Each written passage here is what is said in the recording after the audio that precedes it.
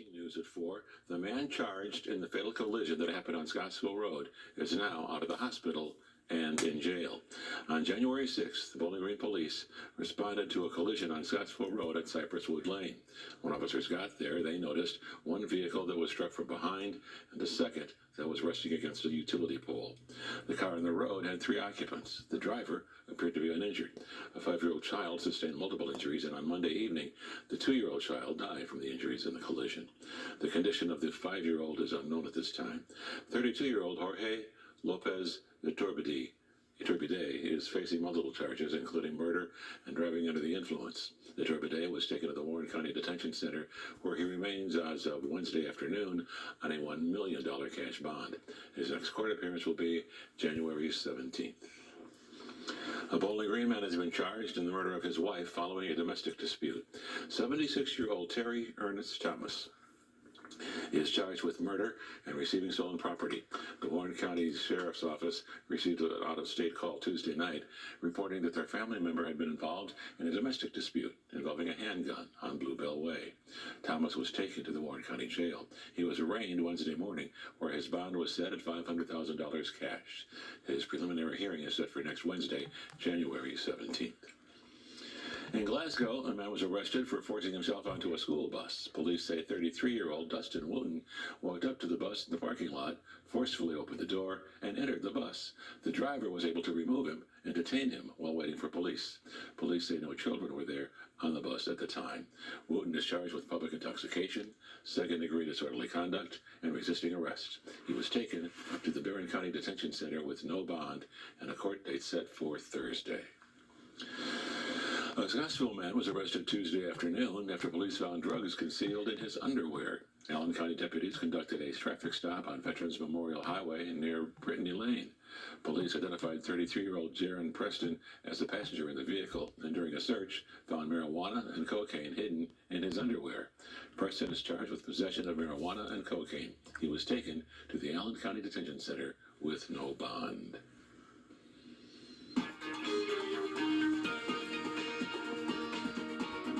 We've got some of that lovely sunshine out there. It was fairly cloudy this morning, but skies have cleared up, and it's looking to be a nice end to your Wednesday. Looking out over Scottsville Road, certainly not as windy as it was yesterday. Winds coming in from the south, generally around about 5 to 10 miles per hour. Every once in a while, we get a gust to 20 or 25. Feel like temperatures are in the 20s and 30s, a little bit colder towards the north.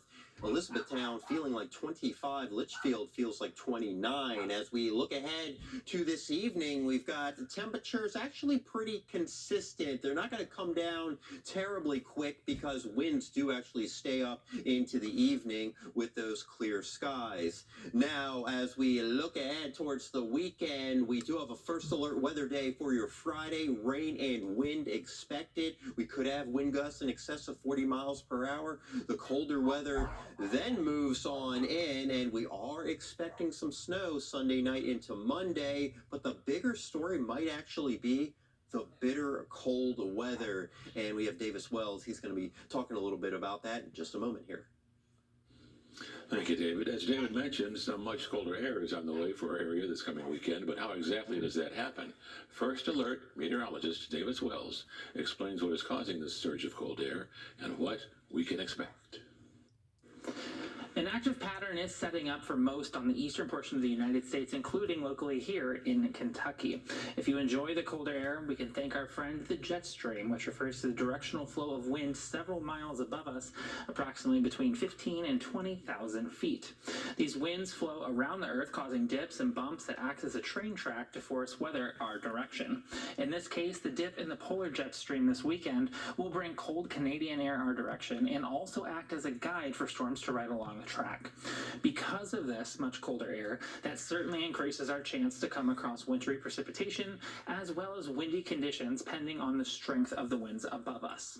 We can say with certainty that Arctic air will be here soon, so have your coats, hats, and gloves ready as you head out the door. Reporting in studio, Davis Wells, WBKO News. Thank you, Davis. Warren County officials are hoping to take a proactive approach to fire safety as the county continues its rapid growth. This week, officials partnered with an unbiased third-party company, Mission CIT, to release a survey to residents in hopes of gaining public input on the performance of the county's 9 volunteer fire departments and how the departments can continue to improve for future generations. The survey asks in-depth questions on what citizens' highest priorities are for their fire departments, including response times, firefighter demeanors, community programs, and frequent challenges for the volunteer departments. And it's okay to not know all the things, but what it does do is it gets the general public to start thinking and understanding what our valuable volunteer fire department, these members go through each and every day, and the thought process they have to keep us safe. The survey will remain open at the link below at least until the end of January, and Gorman recommends that all Warren County residents submit their own anonymous input. Back in October, in a joint meeting, Franklin City officials passed a motion that would allow Franklin Simpson Fire and Rescue to have staff on duty around the clock. Filing and passing this motion has been nearly 2 decades in the making, and now Franklin Simpson Fire and Rescue will have 6 full-time employees and 2 responders working 24-hour shifts every single day. Having more staff in-house will reduce the amount of time it takes firefighters to respond to emergency situations. Simpson County Judge Executive Mason Barnes has advocated for more staffing for many years and looks at the changes as a step toward furthering efforts for public safety in the area. Whether it be an automobile accident, a house fire, or whatever is going on, it could happen at midnight, it could happen at 1 in the morning, those type of things. So to me, it was more about having our fire station, our fire department staffed to where they're ready to respond regardless of the time of day or what's going on, because I just think that's paramount to having good public safety measures in place. Applications to join Franklin Simpson Fire and Rescue full-time will be open until this Friday. The Logan County High School Family Resource Youth Service Center hosted one of their annual blood drives in the school gym this morning. Students and staff showed up to donate blood, giving the gift of life to those who need it. Wbko reporter William Battle went to the event to talk with students about what it means to give blood. Ms. Damon Madison in our Youth Service Center coordinates our blood drive twice a year, and today's the first one, and we'll do another one in the spring, and it makes our students feel like they are helping the community and helping people that need blood and people that are in need. Students and staff at Logan County High School gave blood today as part of their American Red Cross blood drive, many of them having their own reasons to give. My grandpa, he would always get donations of blood, and so I'm kind of doing that in honor of him because he recently passed away. After their donations, they find out where their blood is going and the community it will potentially help. After they give their blood, they can see where their blood goes, and they're helping save a life, and that makes the student feel great, and it just helps the community as a whole. Ultimately, it's knowing that their gift will save or help the lives of others that drives them to give. Giving blood is giving the gift of life, and it is great that our Logan County students can give that gift of life.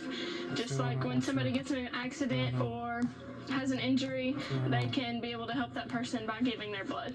They are glad to have the opportunity and encourage others to give the gift of life to people in their community. I think that the Family Youth Service Center doing the blood drive is an amazing opportunity to come and donate blood for people in need. I know a lot of people go through a lot of things, and everybody just needs blood, so come donate. Logan County Family Resource Youth Service Center will host another blood drive at the school this spring. Reporting in Russellville, William Battle, WBKO News. The Boys and Girls Club of Bowling Green Area Sports Academy is currently recruiting girls to join flag football for the spring 2024 season. They are focused primarily on getting sign-ups for their 10 and under and 12 and under girls only, a league of their own programs. Women in sports is, some of the best leaders in the world. I mean, you can see it on ESPN with women talking about, sports as reporters and things of that nature. I think they also learn about sportsmanship and teamwork and just really realizing that they can do the things that, some of the men do in the world as well. Practice begins in March with games running through the month of April and finishing with the championship games taking place in May. For more information on the program and how to register your child, visit Boys and Girls Club of the Bowling Green Area Sports Academy Facebook page. Warren County Public Schools will be holding the 10th annual Martin Luther King celebration at Warren Central High School. The celebration will be at 5:30 this evening to honor the life and legacy of Dr. Martin Luther King Jr. In Nashville, a fake bomb threat forced Donaldson Middle School to go on lockdown today. District leaders say the school received the threatening email overnight. Police were there this morning, sweeping the building to make sure everyone was safe. Investigators say the threat was not credible, and the school was cleared. Nashville Metro Police are working to find out who was responsible. We do want to remind you, threatening mass violence against a school is a crime, and you will face charges. This is WBKO News at 4.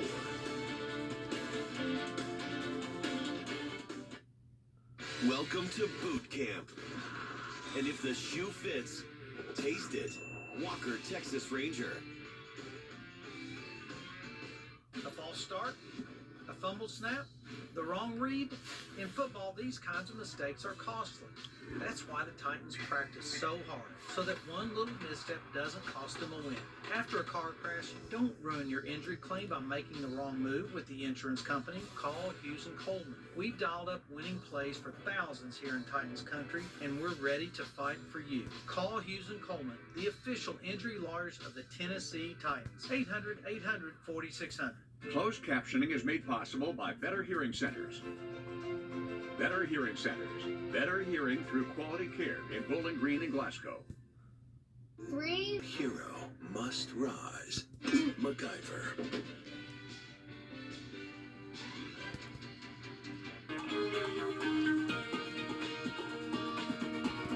We've got those clear skies out there right now, and we are expecting mostly clear skies as we continue through the night. A good-looking scene along Scottsville Road right now, and we are expecting a rather comfortable night ahead. Not getting terribly cold because winds do stay up, but of course, whenever you do have a wind this time of year, you have a little bit of a wind chill. Temperatures 30s towards the east. We've got lower 40s here in Bowling Green, a little bit warmer into Nashville. As we look ahead over the next 13 hours, you can see that temperatures just fluctuating a few degrees, starry skies on the overnight, and we will start off tomorrow with those temperatures in the middle 30s. As we do look ahead, sunshine and a very nice Thursday. Get outside and enjoy it, because we've got big changes coming as we get into Friday, rain and wind, and then snow Sunday night and bitter cold next week. I'll tell you just how cold it could possibly be coming up in a few minutes. Thank you, David. The Transportation Security Administration says it prevented passengers from carrying a record number of guns onto airplanes last year. It found more than 6,700 guns at checkpoints, an increase of about 200 from the year before. But the TSA says its officers screened more passengers in 2023 than the year before, so the overall rate of guns per million passengers screened actually decreased. Of the 6,700 guns found in 2023, the TSA says 93% of them were loaded. There are serious consequences for bringing a gun to a checkpoint. The TSA warns passengers who do face a fine of up to $15,000 and potential criminal charges.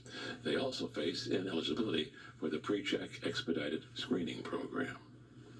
In Nashville, the TSA says it had the 5th highest number of guns taken at security checkpoints in 2023. Last year, agents found nearly 190 guns inside carry-on bags. For context, in 2022, BNA had the 4th highest number of guns taken at security checkpoints. At that time, over 200 guns were confiscated. Now to Iowa, where Republican presidential candidates Nikki Haley and Ron DeSantis will face off in a debate tonight. It comes just days before the high-stakes Iowa caucuses. ABC's Rena Roy has the latest. Nikki Haley and Ron DeSantis going head-to-head tonight, hitting the debate stage in Iowa just 5 days before the caucuses. DeSantis crisscrossing the state in recent weeks, campaigning in all 99 counties. We have all the counties organized. We've got massive numbers of volunteers. Some voters are still torn. Looking for an alternative to Trump, but I want somebody who can, in the end, beat Joe Biden and be a strong president. The former South Carolina governor also out on the campaign trail. Yeah, Get excited, 6 days until caucus. Meanwhile, Vivek Ramaswamy appearing via iPad on a campaign stop, and Chris Christie focusing his efforts on New Hampshire with less than 2 weeks until the state's first-in-the-nation primary. I'm asking for your vote. It's 13 days.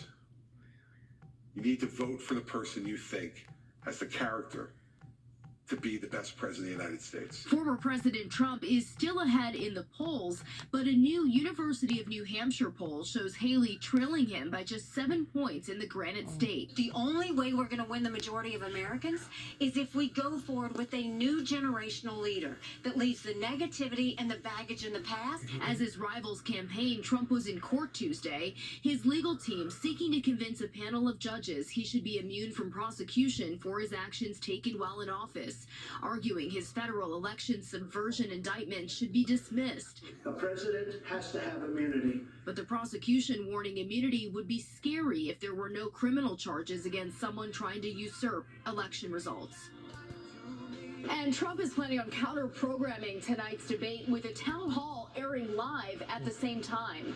Rena Roy, ABC News, Des Moines, Iowa.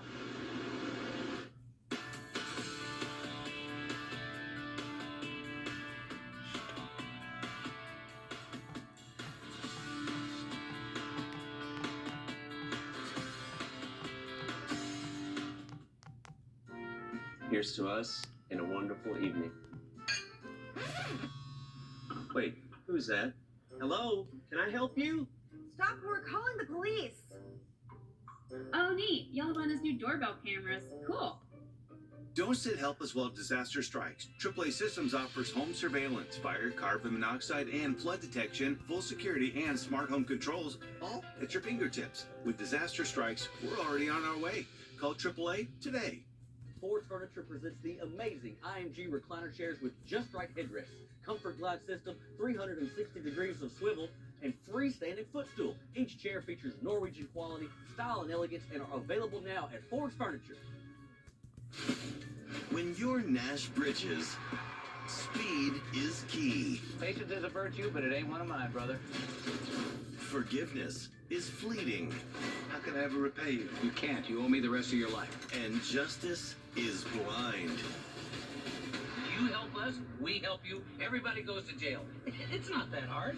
Nash Bridges.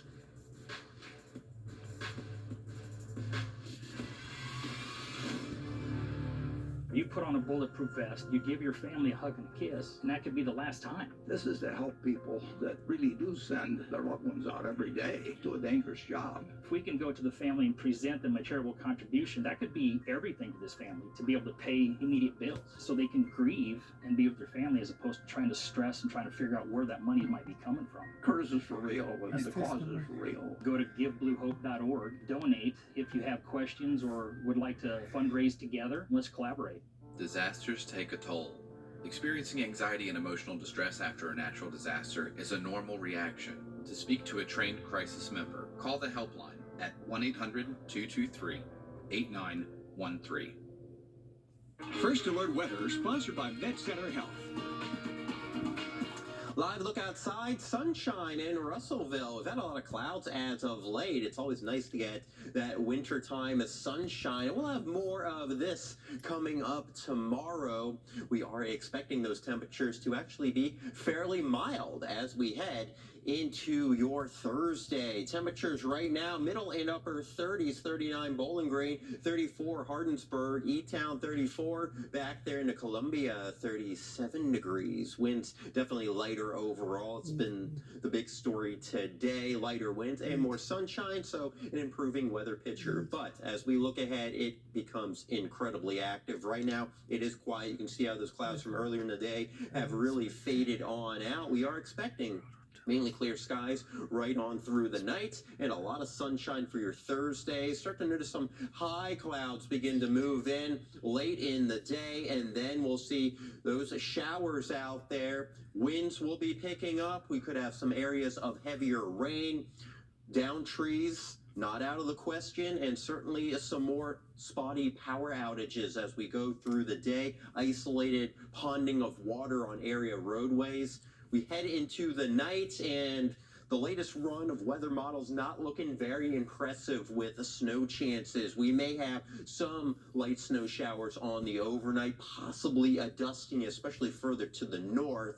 But the colder air begins to move in this weekend, and we are expecting that snow possibility for your Sunday night, and it definitely could be a more impactful snow. Now we have the rain and wind coming Friday. Then during the night, expect some snowflakes. You can see, again, this weather model not really bringing us a whole lot either. And then looking ahead to Sunday nights into early next week, that's when we have the better chance for a more impactful snow, maybe at least an inch or two. We're not going to dive into the exact totals just yet, but there has been a trend to keep the snow around for the early part of next week, more so late Sunday night and then into early Monday morning, and that will follow up with some bitter cold weather.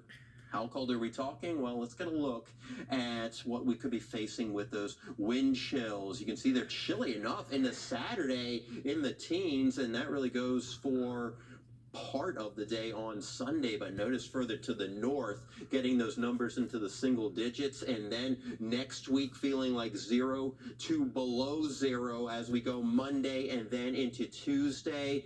This just gives you an idea of the kind of Arctic air mass that we are facing. As we do look ahead, first alert weather day on Friday, 54 rain and wind.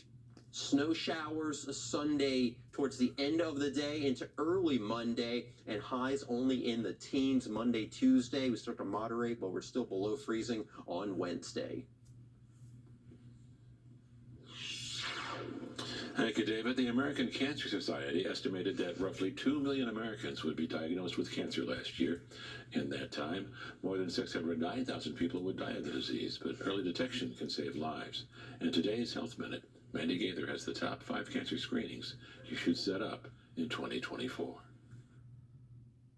They're powerful weapons against a potentially life-threatening disease. Screenings can detect cancer early. Many cancers found with screening techniques are actually quite curable. The American Cancer Society says the top 5 cancer screenings to set up in 2024 start with a mammogram. The organization recommends women at age 40 start talking to their doctor about scheduling one. By age 45, every woman should have an annual mammogram. Women with a higher risk of breast cancer may need screening earlier. And women that are younger, often with dense breast, may need additional testing even beyond a mammogram. Next, set up a colorectal cancer screening for people who aren't at high risk based on factors like family history or a previous polyp. There's a home test. Those at average risk or higher should get a colonoscopy starting at age 45. Your results will dictate how often this screening is needed. Third, prostate cancer screening. That's recommended for men starting between the ages of 45 and 50. And by age 50, it should be an annual discussion with their doctor. African Americans and others at higher risk for this disease may need screening as early as age 40. Fourth, screening for cervical cancer, which is most often caused by the human papillomavirus or HPV. Women should start by age 25, have an HPV test. That test can be done at the same time as a patient's pap smear. And finally, set up a lung cancer screening starting at age 50 for smokers or former smokers with a 20-pack year history. For Health Minute, I'm Mandy Gaither.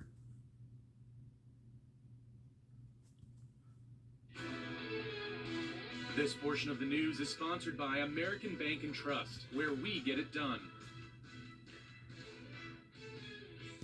A great community can be defined by